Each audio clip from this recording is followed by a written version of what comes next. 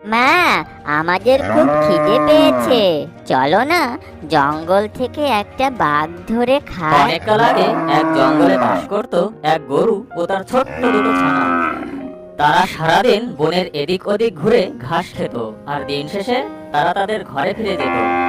এমনি ভাবে খুব ভালোভাবে তাদের দিন কাটছিল। একদিন হলো কি, মা, অনেক দিন তো হলো আমরা এই মাঠে ঘাস খাচ্ছি, আর খেতে খেতে ঘাসগুলো তো প্রায় শেষ হয়ে এসেছে।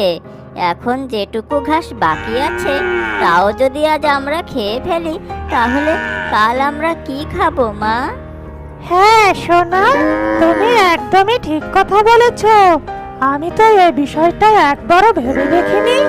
শুনেছি আমাদের জঙ্গলের ওপাশে একটা বড় মাঠ আছে, সেখানে নাকি অনেক কচি কচি ঘাসও আছে। আমরা বরং কাল